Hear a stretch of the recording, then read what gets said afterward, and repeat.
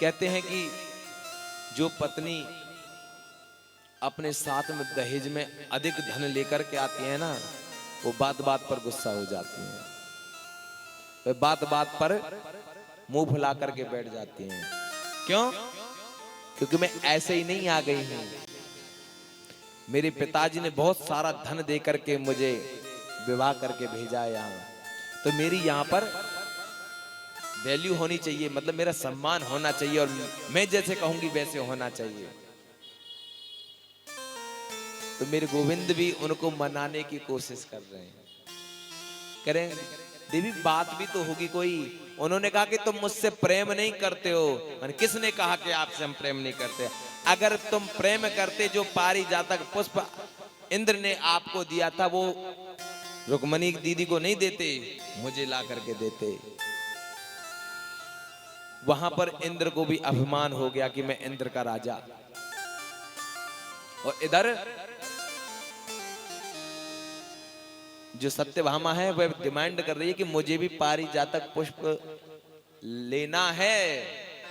उन्होंने कहा देवी आप चिंता क्यों कर रही हो, उसको तो हम एक पुष्प दिए और आपको तो हम पूरा वृक्ष ला करके दे देंगे। उन्होंने कहा कि वृक्ष ला के दे देंगे? उन्होंने कहा हाँ जी वृक्ष ला के दे देंगे। मेरे गोविंद गए इंद्रपुरी में और कहने लगे कि इंद्र, मेरी पत्नी सत्यभामा एक पूजा कर रही है और उसमें इस कल्प वृक्ष की आवश्यकता होगी, एक वृक्ष दे दीजिए हमको कुछ दिन के लिए। उन्होंने कहा कि प्रभु ये वृक्ष नहीं दे सकते हम ये तो स्वर्ग का है और स्वर्ग का हम आपको नहीं देंगे। मेरे गोविंद ने खूब कहा। मेरे गोविंद ने इंद्र को फिर परास्त किया, फिर लेकर के आए। क्योंकि तुम अपने अभिमान में आकर के ये भूल जाते हो कि मैं कौन हूं। तो यहां पर मेरे गोविंद का सत्यभामा की पूजा हुई। नारद जी महाराज ने पूजा को संपन्न कराया और तुलादान की बारी आई। सत्यभामा कहने लगी मैं तो गोविंद को, मेरे पास में तो इतना सोना चांदी है कि गोविंद को सोना चांदियों में तोल करके उनके बराबर आपको धन दे सकती हूँ।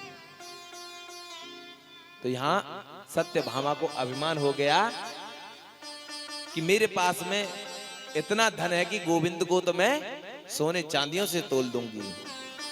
उन्होंने कहा ठीक है। तो यहां पर तुलादान हो रहा है गोविंद का। एक पडले में गोविंद बिठा दिए गए और एक में सत्यभामा अपना सारा सोना लेकर के आ रही है। द्वारकापुरी का पूरा जितना भी सोना था सारा उस तराजू के दूसरे पडले में रख दिया, लेकिन गोविंद को उठा नहीं पाया। लेकिन रुक्मणी कौन है? साक्षात लक्ष्मी है। उन्होंने कहा कि सत्यभामा ऐसे आप नहीं तोल पाओगी। क्यों? क्योंकि गोविंद कभी सोने चांदी पर तो तुलते ही नहीं है, रीझते ही नहीं है। कहते मैं तो बिक जाऊं एक तुलसी दल पर, मैं तो रीझूं एक चुल्लू जल पर। मेरे गोविंद तो एक चुल्लू भर पानी पर रीझ जाते हैं और एक तुलसी दल पर बिक जाते हैं। आप अगर तोलना ही चाहती हो गोविंद को, एक तुलसी दल से तोलिए। और सत्यभामा ने एक तुलसी दल रखा भाव से, ऐसे नहीं। गोविंद कहते हैं भाव का भूखा हूं मैं,